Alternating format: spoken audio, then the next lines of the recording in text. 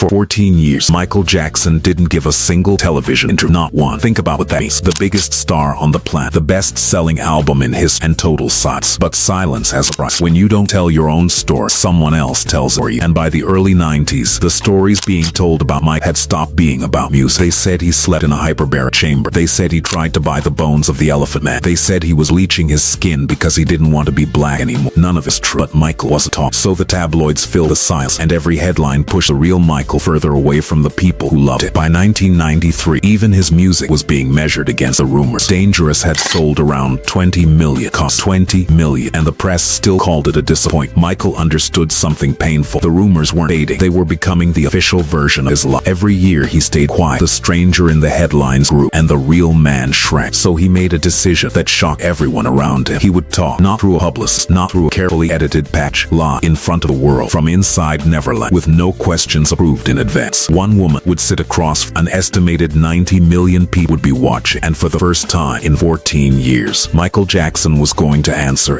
what happened in that room didn't just break records. It remains to this day the most watched television interview in American history, and it started with the question that hurt him the most. Segment 2, Oprah, 1993. 90 million witnesses, February 10, 1993. The gates of Neverland opened for television, and the whole world leaned in. Understand what this moment meant. Michael hadn't answered a single question on camera in 14 years. Now he was doing it live. No script, no pre-approved question, no safe net. If he froze, 90 million people would see. If he stumbled, the tabloids would feed on for a decade. That's how much he was risking, and that's how bad he wanted the truth. Oprah Winfrey sat across from him and went straight at the rumors. The hyperbaric chamber he supposedly slept in. Not true, he said. The bones of the Elephant Man he supposedly tried to buy. Michael almost laughed at that. Where would he even put some bones? The stories that had followed him for years, the ones printed as facts, sold on every newsstand, were collapsing one by one on live television in front of the biggest audience an interview had ever drawn. And for the fans watching, something deeper was happening. For the first time, they weren't hearing about Michael. They were hearing from him. He talked about childhood he never had. He remembered being a little boy in the recording studio, looking out at a park across the street, watching other children play while he had to work. He cried back that he wanted what they had. That detail matters because it explains so much of what the world would later use against him. The rocks, the games, the child inside the man. It wasn't strength, it was grief. Then he stood up and did something no rumor could touch. He mooned right there in his own home. He reminded the planet why he fell in love with it in the first place. Not the headlines, not the gossip, the talent. An average of 62 million Americans watch that. Worldwide, the audience is estimated at over 90 million. To this day, it remains the most watched television interview in American history. For one night, Michael Jackson had taken his story back. But inside that same interview, there was one question that didn't go smooth. One subject where his voice tightened and his patience cracked. A question about his skin behind a wound that went all the way back to his father. That's where this story stops being about rumors and starts being about pain. Segment 3. The question that hurt the most there was one rumor crueler than all the others. And Oprah asked direct, why was his skin getting lighter? The world had already written its answer. They said Michael Jackson was bleaching. They said he was ashamed of being black, that he was erasing his own race, one shade at a time. Think about what that accusation does to a man who grew up as a proud black kid from Gary, Indiana. It didn't just attack his looks, it attacked his identity. So Michael answered. He revealed something he'd kept private for years, a skin disorder called vitiligo, a disease that destroys the pigmentation of the skin. It ran in his family. He couldn't stop, and he couldn't control. The makeup, the blotches, the changing face, the tabloids mocked it all. Came from a condition he never chose, and you could feel how much it cost. Even Oprah admitted years later that this was the moment he got tested, because he wasn't reciting an answer. He was defending his own skin in front of 90 million people. He pointed out a double standard that nobody wanted to touch. Millions of people sit in the sun trying to get darker, and nobody says a word. But when his skin changed because of a disease, they called him a traitor to his race. Then he said it plain. He was a black American. I am proud of my race, proud of who he was. At the time, much of the world rolled its eyes. 16 years later, his autopsy would confirm the vitiligo. He was telling the truth the entire time. Remember that, Pat. It's going to keep repeating. But the most painful part of that night wasn't about his skin. It was about his father. Michael described a childhood ruled by fear. A father who beat him, who called him ugly. He admitted that just a look from Joe could terrify him, that sometimes when his father came to see him, Michael would get physically sick. A grown man, the biggest star alive, still shaking at the thought of his own dad. And even while saying it, he tried to soften it, still protecting the man who hurt him. That's not a memory of strict parent. That's a wound that never closed. The world saw that vulnerability, and within months, it would be used against him. Segment 4, Sawyer, 1995. Not one iota. The Oprah interview was February 1993. By August of that same year, everything changed. An accusation arrived, the kind no denial can fully wash away. A 13-year-old boy's family filed a civil suit claiming molestation. Police investigated investigated. The case never went to a criminal trial. It ended in a civil settlement, and prosecutors announced they would not file charges. On paper, that was the end. But in the real world, it was only the beginning, because a settlement doesn't answer the question. It leaves it hanging, and for 2 years, Michael went silent again while the whole planet debated his guilt without it. Then, in June 1995, he came back. New album, new wife Lisa Marie Presley, Elvis's daughter, and one live interview with Diane Sawyer. Watched by an estimated 60 million people. Understand the stakes this time. In 1993, he was fighting rumors, stupid stories about bones and chambers. Now, he was fighting the worst accusation a man can face. And Sawyer came with no restricted questions. The settlement, the investigation, the police photographs, all was on the table. Michael didn't dodge. He went straight at it. When the questioning turned to the police evidence, he shut it down flat. There was, in his words, not one iota, not one piece of information connecting him to those charges. No hesitation, no lawyer stepping in, just a man repeating again the same thing he'd said from day one. It never happened. And when the whispers about his marriage came up, the claims that it was fake, a publicity stunt, a paper arrangement, Lisa Marie leaned in and ended it with one line. They did not sleep in separate bedrooms. Thank you very much. The audience laughed. The tabloids didn't know what to do with. Here's what makes this interview fascinating. Nobody agreed on what they just watched. Michael's fans felt Sawyer had been disrespected, dragging a settled case back out under the studio lights. His critics said the opposite, that she'd been far too soft, that he'd been allowed to control the room. The same 90 minutes and two completely opposite verdicts. That tells you something bigger than the interview itself. By 1995, nobody could see Michael Jackson clearly anymore. Every camera pointed at him carried an agenda, his or someone else's. He had learned to fight in a live studio, face to face, where he could push back in real time. But the next man who came for him wouldn't sit across a table. He would move into Michael's life for 8 months, smiling the entire time. Segment 5, The Friend. With Diana's letter. After a decade of fighting rumors, Michael Jackson still wanted one simple thing. He wanted to be understood. And in 2002, a man arrived who promised exactly that. His name was Martin Bashir, a soft-spoken British journalist. And Michael didn't just give him an interview, he gave him something no reporter had ever received. 8 months inside his life. May 2002 to January 2003. His home, his children, his memories. The gates of Neverland wide open. Ask yourself why would the most private superstar on earth, a man burned by the media for 20 years, hand this stranger everything? The answer, according to Michael's own family, was one name: Princess Diane. Bashir was the journalist who'd done Diana's famous 1995 interview, the one where she finally told her side of the story to the world. And Michael adored Diane. He saw himself in her, hunted by cameras, torn apart in headlines, misunderstood by design. According to his nephew Taj, Bashir even used a letter from Diana to win Michael over. The message underneath was simple: she trusted you can too. So Michael let him in. Complete. And here's the detail that breaks your heart in hindsight. Michael wasn't just cooperating with this documentary, he was excited about it. In early 2003, while his brother Jermaine was out doing damage control interviews, Michael called and told him to stop. No more defend, because something big was coming.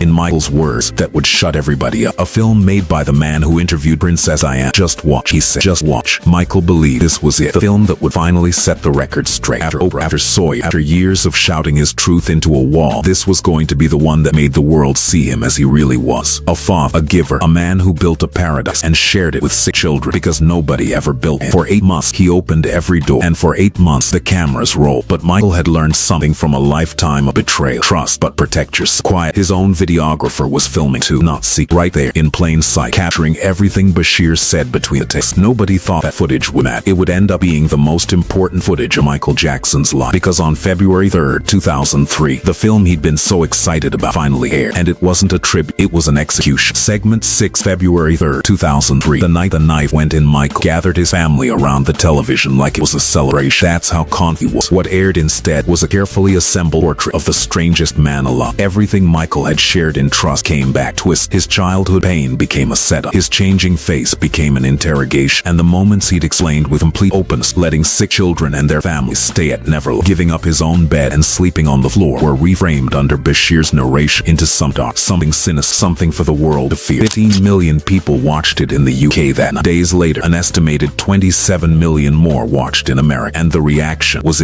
brutal. Headlines called it career suicide. One of Michael's own advisors described the film as a train wreck. Another said it was a landslide threatening to destroy everything in its path. A famous attorney went on television and demanded Michael's own children be taken away. A national child protection organization sent a letter urging the district attorney to investigate. Think about that. One broadcast, one edit, and within days, the same man who'd opened his home to the cameras was being publicly discussed as a danger to his own kids. Now remember what Michael had actually expected. He'd told Jermaine to stop defending. He'd said this film would shut everybody up. He'd trusted Bashir the way he trusts almost no because of Diana, because of the letter, because of 8 months of friendship in front of his face. Michael later said the film left him feeling more betrayed than perhaps ever before. And for a man whose own sister had once stood on live television and spoken against him, that sentence carries weight. He knew betrayal. He'd been raised on, and this one still cut deep. He filed a formal complaint. He put out a statement saying the film distorted who he was as a father. But statements don't compete with a broadcast seen by tens of millions. The narrative was already loose in the world, and it was feeding. Any other celebrity would have hired a crisis team, gone quiet, and prayed for the storm to pass. Michael did something nobody in television had ever really seen before, because Bashir had made one mistake. For 8 months, he'd performed friendship in front of Mike, warm, flatter, full of praise, and the whole time, Michael's camera was rolled. Now it was Michael's turn to press play. Segment 7, the counter move nobody saw coming. 17 days. That's all it took. On February 20th, 2003, barely 2 weeks after Bashir's film shattered his world, Michael Jackson aired his answer. Not a state, not a press conference. A full television special built from the footage his own videographer had captured during those same 8 months. The title said everything. The footage you were never meant to see. And the networks understood immediately what Michael was holding. NBC reportedly bid $5 million for. Michael sold it to Fox for less, around $1.6 million, because this was never about money. It was about speed. The world needed to see it now, while Bashir's version was still fresh in their minds. What the footage showed was devastating in its simplicity. There was Martin Bashir, the same man whose narration had painted Neverland as something to fear on camera, telling Michael what a wonderful father he was, praising his relationship with his children, calling it wonderful that Michael opened Neverland to kids. Warm, glowing, completely relaxed. The same man, the same months, two opposite faces. The world didn't have to take Michael's word for anything. They could watch Bashir contradict his own documentary with their own eyes. Every compliment he never meant to be broadcast, every kind word that vanished from his final edit. Michael hadn't argued with the narrative. He'd simply pressed play and let the man expose himself. And the special went further. Debbie Ruff, the mother of Michael's children, explained that the masks the kids wore in public were her request, her way of protecting them, not some strange obsession. Detail by detail, the rebuttal dismantled the film's darkest suggestions. Yes, this special was produced by Michael's own camp, but the footage was real, and Bashir has never claimed those words weren't his. 14 million Americans watched. In the UK, it became one of the biggest debuts in its channel's history. This is the closest any celebrity has ever come to truly silencing an interview. Not with a comeback, not with lawyers, with evidence recorded in plain sight by a man who had finally learned that trust needs a witness. For a moment, it felt like Michael had won, but the landslide Bashir's film start was already moved, and no rebuttal on earth could stop what came next. 9 months later, there was a knock at the door, and this time, they weren't holding cameras, they were holding a warrant. Segment 8, Christmas Day, 2003. Totally false. In November 2003, 70 sheriff's deputies swept through Neverland with a search warrant. Days later, Michael Jackson was arrested and booked on child molestation charges. Bail $3 million. The accuser, the same boy from Bashir's documentary. The child Michael had helped through cancer. The boy who had once said on camera that Michael was like a father to him. The mugshot went around the world within hours, and if convicted, Michael was facing up to 20 years in prison. Everything, his freedom, his children, his life's work was now on the table. So what did Michael do? The same thing he'd done in 1993 and 1995, and 3 weeks after Bashir. He sat down in front of a camera and answered. On Christmas Day 2003, in a Los Angeles hotel, he taped an interview with Ed Bradley of 60 Minutes. When it aired 3 days later, nearly 19 million people watched the most watched show in America that week, and Michael didn't hedge. Asked directly about the charges, his answer was immediate: totally false. Then he said something that stunned even his critics, that before he would ever hurt a child, he would slit his own wrists. That's not a rehearsed publicist's line. That's a man reaching for the strongest words he can. He spoke about the mugshot too, saying they did it to belittle him, to try to take away his pride, and he described his arrest in disturbing detail. He claimed officers manhandled him, injured his shoulder, locked him in a filthy bathroom for 45 minutes while mocking him through the window. The authorities flatly denied all of it. To this day, the two accounts have never been reconciled. But here's what the transcript can't hide. Twice during that interview, Michael tried to stop. He asked what time it was. He said he was hurt. He said he didn't feel good. This wasn't the confident showman from the Oprah night, moonwalking across his own living room. This was a 45-year-old man in visible pain, still refusing even now to let someone else's version of him stand unanswered. The trial began in early 2005, and when the prosecution called its very first witness, the courtroom saw a familiar face walk in. Martin Bashir, the man who'd been given everything, was now the case against him. The documentary hadn't just wounded Mike, it had become the weapon. 14 weeks of testimony followed, and then in June 2005, 2005, 12 jurors walk back into that courtroom with a verdict. Segment 9. The receipts come in June 13, 2005. The courtroom held its breath. 14 weeks of testimony. Every corner of Michael's life dragged into the light. And then the jury delivered its answer not guilty on every single count. All of after everything, the documentary, the arrest, the mugshot, the years of headlines, the only 12 people who heard all the evidence under oath with everything at stake cleared him complete. That should have been the end of the story. It was, because vindication kept arriving piece by piece for years, long after the world had stopped paying attention. In 2009, Michael died, and in the middle of that grief came a quiet clinical detail almost nobody talked about. His autopsy confirmed that vitiligo, the skin disease he'd revealed to Oprah in 1993, the one the world mocked for 16 years, the one they called a lie to cover his shame, was real, written into the official record of his own body. He told the truth, and it took his death for the proof to surface. Then came something even more remarkable. After Michael passed, Martin Bashir himself, the man whose film started the avalanche, publicly acknowledged that Michael was never convicted of any crime and that he had personally never witnessed any wrongdoing. He didn't believe Michael was a criminal, the author of the accusation, walking it back when it no longer mattered. And then, 2021, an independent inquiry, the Dyson Report, found that Bashir had used deceitful tactics, including fake documents, to land his famous 1995 interview with Princess Diane. The BBC apologized. Bashir was gone from the industry, and Michael's family stood up and demanded the obvious question be asked. If he deceived Diana to get her interview, what did he do to get Mike's? That question has never been officially answered to this day. So look at the pattern one last time. The vitiligo confirmed, the charges acquitted, the journalist exposed. Every single time Michael Jackson sat in front of a camera and defended himself, the world laughed, and every single time the receipts eventually came in. He just never lived to see the last of. That's the real tragedy. Not that he was accused. Accusations can be answered, and he answered every one. The tragedy is that the truth moved slower than the lies. The lies got 90 million viewers. The corrections got, but Michael Jackson never stopped answering. The world just took too long to listen. End screen CTA. Everything Michael Jackson said came true years after his death. But here's the thing. The vitiligo,